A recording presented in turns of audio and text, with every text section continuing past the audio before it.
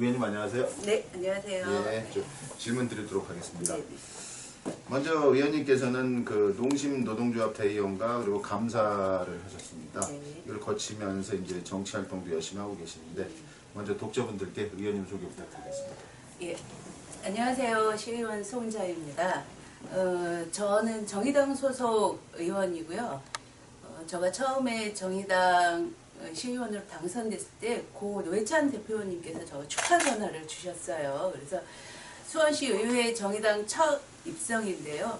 이렇게 작은 구멍 하나 냈으니 그 구멍으로 많은 이렇게 정의당 시의원들이 앞으로 배출될 것이다라고 이렇게 격려 전화를 주셨습니다. 앞으로 또 그렇게 정의당에서 저뿐만 아니라 다른 의원들이 많이 들어올 수 있도록 앞으로도 지속적으로 좀 노력을 하겠습니다. 저는 고등학교를 졸업하고 우리 사회의 불평등, 모순 이런 것들을 좀 해결해 보고자 그 노동운동을 시작을 했었습니다. 그래서 뭐 주식회사 태광 에로이카를 거쳐서 이제 농심에 86년도에 입사를 했고요. 그래서 그 87년 노동자 대투쟁을 거쳐서 노동조합의 감사로 활동을 하고 89년도에 그 3교대에서 2교대로 전환하고 인간답게 살고 싶다라는 구호를 내걸고 파업을 하고 89년도에 해고가 됐습니다. 해고된 이후에 여러 가지 사회 활동을 거쳐서 현재는 시의원으로서의 역할에 집중을 하고 있습니다. 앞으로 제가 이제 활동이 가능한 시간 동안에는 아직까지도 존재하고 있는 우리 사회의 불평등이나 모순 이런 것들을 해결하고 정의로운 사회를 만들기 위해서 열심히 노력하겠습니다. 네. 그리고 의원님께서는 그 작년 4월 22일 그 수원 미디어 센터에서 열렸죠. 네. 그때 당시에 그 토론회에서 의원님께서는 그 지역의 주요한 현안으로서 그 플랫폼 노동 종사자의 노동 현실과 권익보호 방안에 대해서 강하게 말씀하셨습니다. 근데 이게 사실 코로나가 장기화되면서 배달 노동자 등 그 플랫폼 노동자의 그 처우가 아주 열악한 상황이고 그렇죠. 요즘에도 비슷한 사고가 많이 일어나고 있습니다만은 이거에 대해서 좀 말씀 좀 부탁드리겠습니다.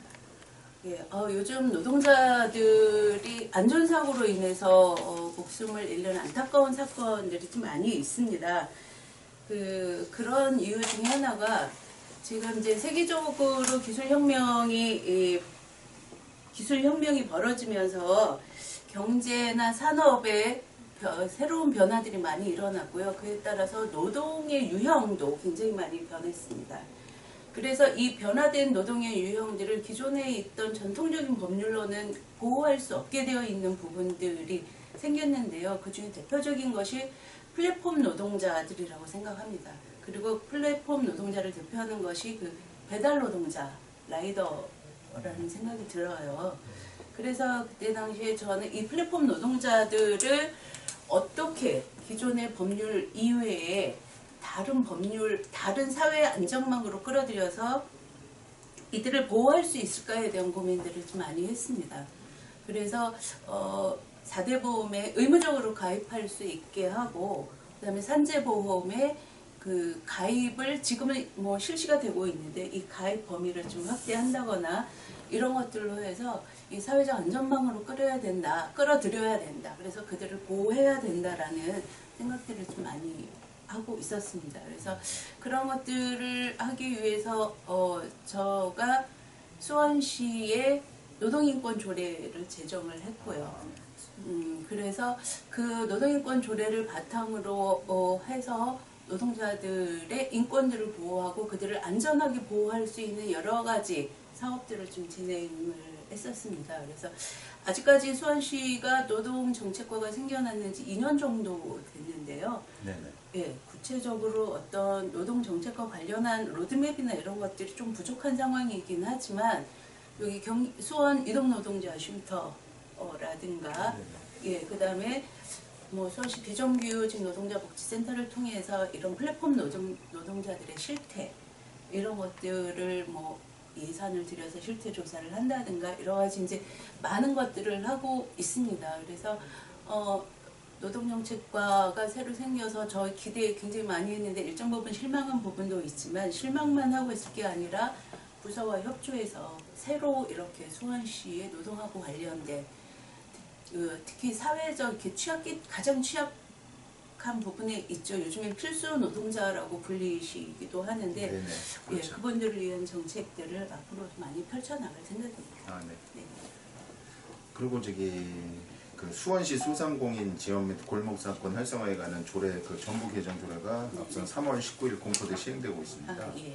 예, 의원님께서 발의하셨습니다만은 사실 저도 오늘 질문 가운데서 제일 관심이 가는 질문입니다. 이게 왜냐하면 저희 집사람이 수원에서 소상공인을 하고 있거든요.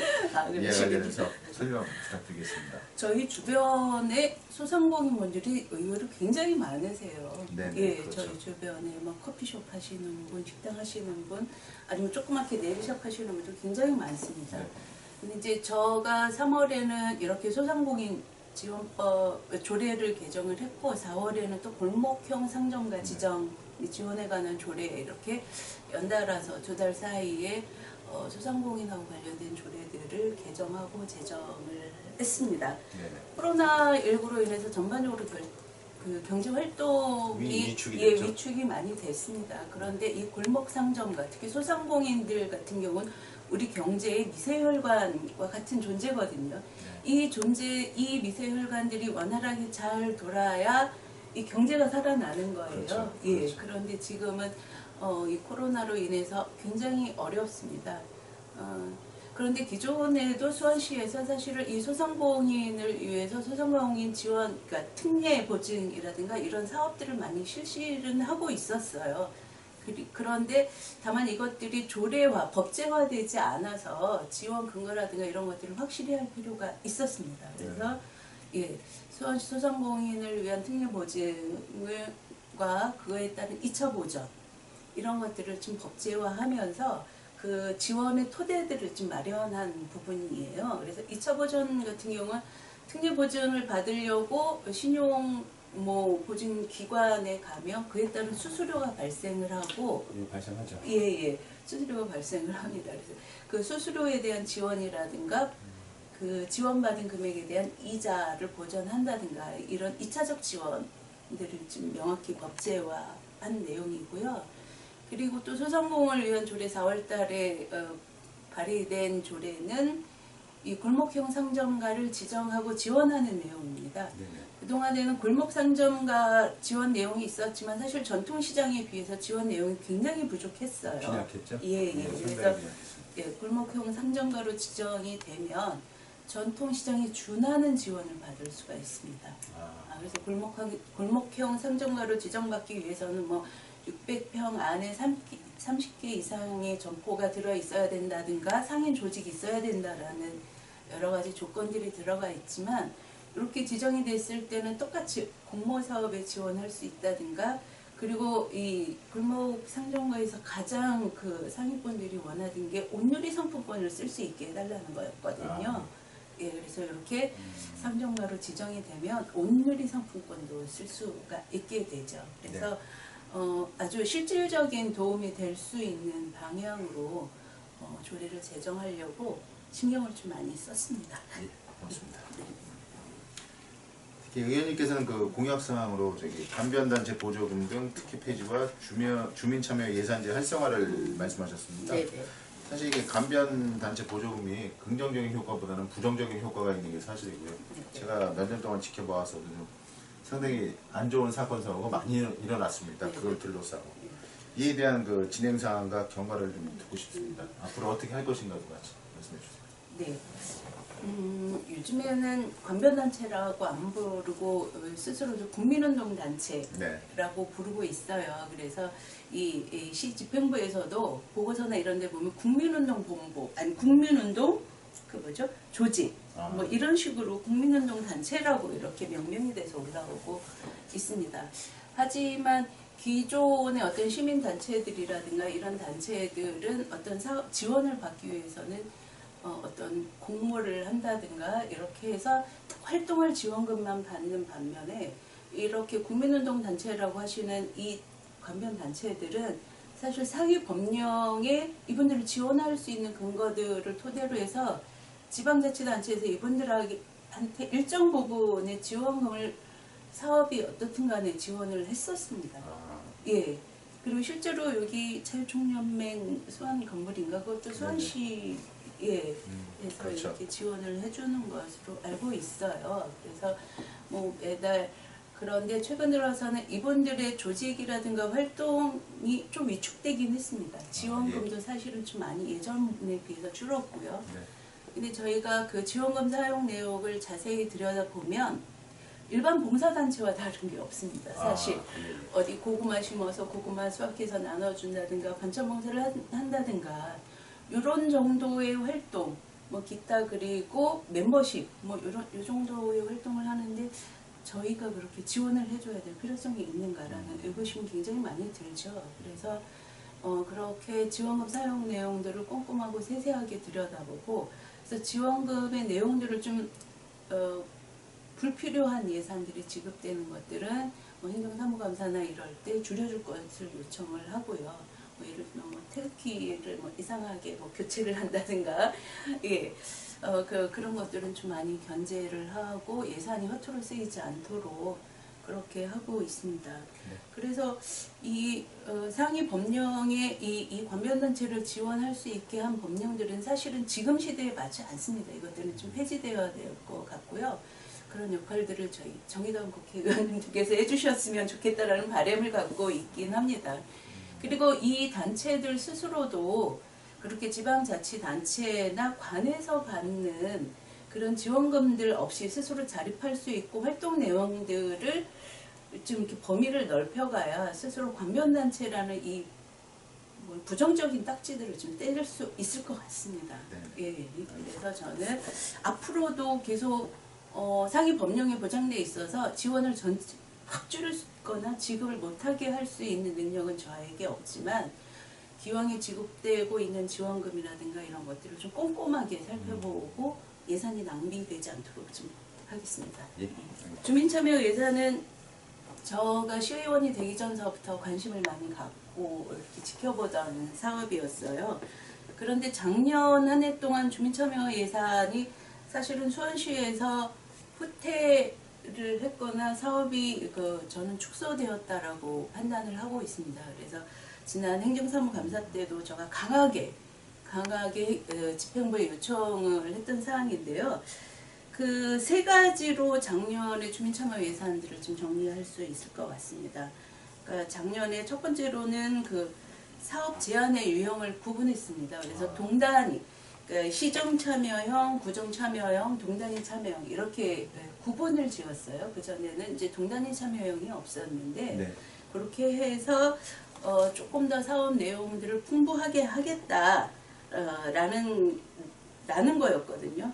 근데 이것들이 그동안에 진행되었던 것들을 보면 일방적으로 이렇게 집행부나 이런 데서 이렇게 내리꽂기 사업들이 좀 많이 있었어요. 그래서 동단위 참여형으로 구별을 해놨다고 해도 이것들은 주민자치회에서 사업 내용들을 제안들을 모으고 이것들을 필요한 것들을 스스로 결정해서 그러니까 수원시와 이렇게 합의해서 할 수 있는 주민협의체 방식으로 가야 된다. 그것이 맞다. 그렇게 노력을 해달라라는 주문을 좀 하나 했었고요. 네네. 예. 두 번째는 그 예산총액제가 됐습니다. 주민참여 예산제가요. 그래서 기존의 어떤 시 예산하고 구분해서 주민참여 예산 금액을 38억으로 한정을 해놓고 이 38억 내외에서 사업들을 제안을 받아라. 그렇게 해라. 라고 했습니다. 근데 주민참여 예산이라는 게 애초에 목적은 그 예산의 편성을 하는 데 있어서 시민들이 참여를 하고 그 사업들을 편성을 해나가는 건데 금액을 딱 정해놓고 여기서만 해라는 거는 예산 편성 과정에 주민들이 참여를 하지 못하게 막아놓은 거거든요. 경쟁도 일어날 수 있겠네요. 그렇죠. 예, 그래서 이러한 부분들은 이제 명백히 좀 지적이 돼야 되고 앞으로 계속 수정을 해나가야 되는 상황이라고 봅니다. 네. 그래서 이게 두 번째 사항이고요. 마지막으로는 우리가 뺄 수 없는 얘기죠. 코로나19로 인해서 네. 주민참여위원들의 활동이 많이 중단이 됐습니다. 그래서 이것들이 서면으로 되고 이러면서 많은 활동들이 위축되는 듯 보입니다. 그래서 작년 한 해 동안은 전반적으로 수원시 주민참여 예산제의 활동이라든가 예산이라든가 이런 것들은 후퇴했다. 그리고 작년이 10년 차였는데 제도적 개선, 이제 매너리즘에 빠질 수 있고요. 또 네. 악용되는 사례들도 사실 많이 있습니다. 그래서 10년 차였기 때문에 제도적 변화뿐만 아니라 어떻게 하면 이 주민들과 조금 더 협의체를 형성해서 가깝게 시민들한테, 주민들한테 이 예산권을 다시 돌려줄 수 있을까에 대한 고민들이 많이 필요한 시점이죠. 네. 네, 이상입니다. 이제 전국적인 관심입니다만 수원시도 그 여성 안심 기가에 대해서 상당히 지금 신경을 많이 쓰고 있습니다. 그 오원춘 사건을 비롯해서 좀 여성 상대의 끔찍한 범죄가 수원에서 일어나기도 했습니다만은 5대 안심 서비스 진행 지금 어떻게 되고 있습니까? 먼저 제가 가장 어렵고 곤란하고 당황스러운 질문이었습니다. 이게 제가 관심을 갖고 있지만 어떻게 구체적으로 이 부분에 대한 정책 제안이나 집행부에서 하고 있는 사업에 대한 어떤 질타나 감시 역할 이런 것들을 가장 못했던 부분 중에 하나예요. 그래서 진심으로 시민 여러분들께 사과를 좀 드리겠습니다. 이게 이제 의회는 상임위별로 상임위원회별로 활동이 가능하도록 되어 있습니다. 물론 여러 방면에서 활동이 가능하지만 저는 기획경제위원회에서 활동을 하다 보니 사실 여성 관련, 아동 관련 뭐 이런 부분들에 대해서 그렇게 많이 활동을 좀 하지 못해서 죄송하다는 생각을 좀 드리고요. 대신에 제가 할 수 있는 일은 예산 편성입니다. 그래서 동단이나 구청, 그다음에 집행부에서 여성 안심이나 아동들을 위한 그런 정책에 쓰여질 예산들이 올라오면 저는 이게 적극적으로 편성을 해주는 편입니다. 특히 CCTV를 설치한다든가 그 여성 기각길 안심 로드 매니저에 대한 비용들 이런 예산들이 수원시가 전반적으로 예산을 축소하고 있음에도 불구하고 이런 안전에 관한 예산들은 축소할 수 없다라는 게 저의 생각이라서 이제 그런 부분들은 적극적으로 예산 편성을 좀 하려고 노력을 하고 있습니다. 그리고 매번 이제 관련된 상임위 의원분들하고 같이 논의하고 이러면서 여성 문제에 관한 것들은 지속적으로 관심은 갖고 있습니다. 하지만 시민분들한테 이렇게 자랑스럽게 나 이거 했어요 라고 자랑할 만한 게 없어서 굉장히 죄송하고요. 또 관련해서 여성과 아동은 떼어낼 수가 없을 것 같습니다. 그 아동하고 관련해서는 제가 또 특별히 최근에 생긴 관심사라서 아동 친화도시 위원회에 들어가서 그 활동들을 좀 많이 하고 있습니다. 그래서 특히 아동의 안전 문제, 요즘 아동학대 사건들이 굉장히 많이 있잖아요. 그래서 그렇죠. 아동의 안전권을 보호하기 위해서 어떤 정책들, 어떤 계획들이 필요한지에 대해서 계속 연구하고 제안하고 이러고는 있습니다. 앞으로도 계속 여성과 아동의 안심에 관해서 관심을 갖고요. 남은 기간 동안에 좀 더 적극적으로 노력하겠습니다. 네. 네.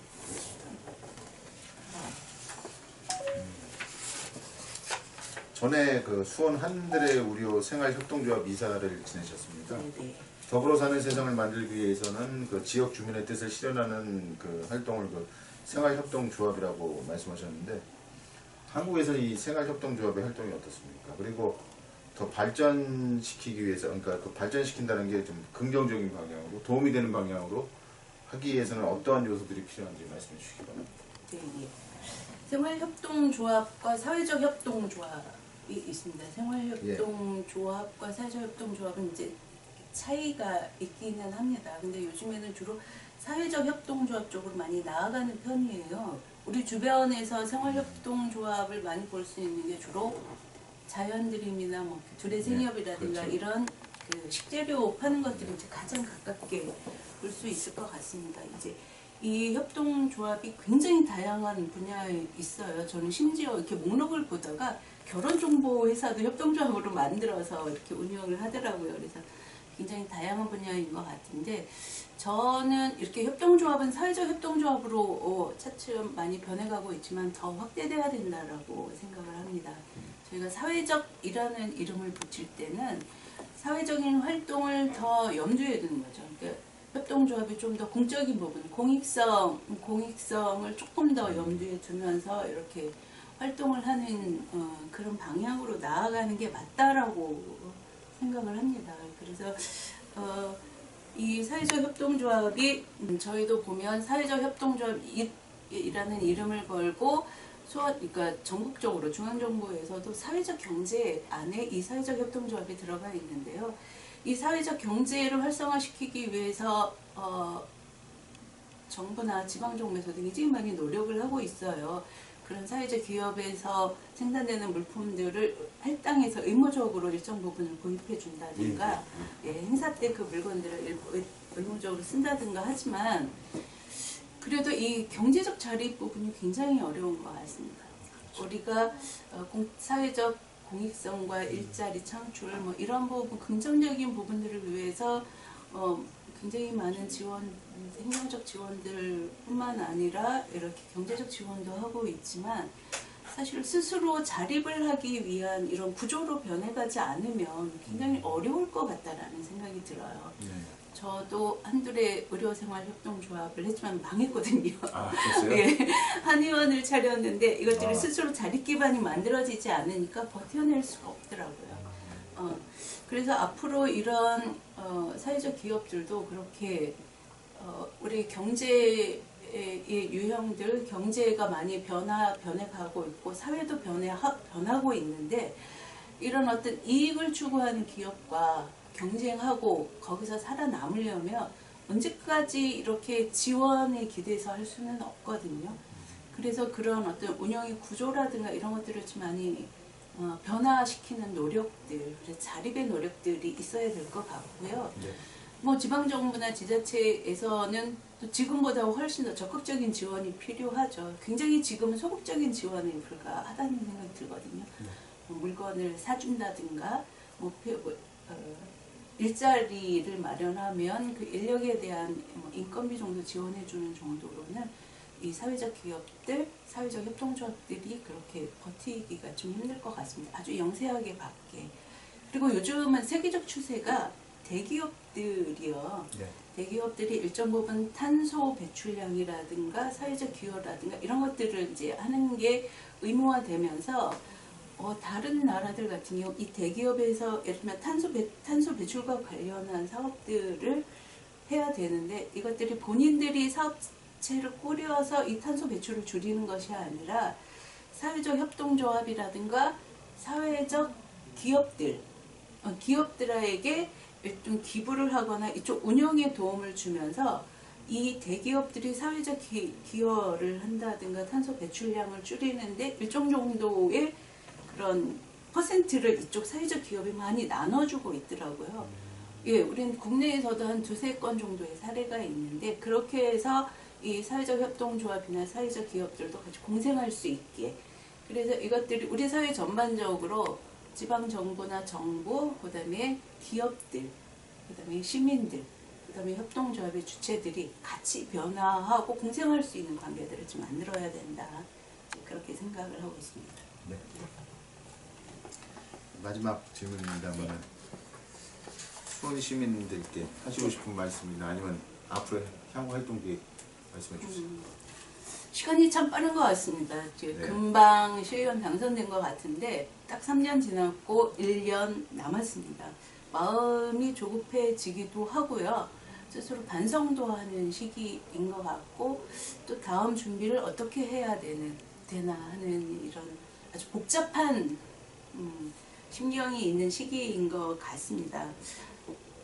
그래서 앞으로는 지금 남은 임기지만 이것이 마지막이다라는 생각으로 남은 임기 동안 그동안 3년을 정리하고 앞으로를 준비하는 이제 그런 시간을 갖고 조금 더 우리 사회의 사회적 약자들 특히 코로나19로 인해서 생긴 필수 노동자들뿐만 아니라 마음의 상처를 입으신 분들이 굉장히 많거든요. 그래서 그렇게 상처 받으신 분들, 사회적 약자들을 위한 이런 정책들을 다시 한번 꼼꼼히 점검하고 또 그 부분에 대해서 신경을 좀 많이 쓰도록 하겠습니다.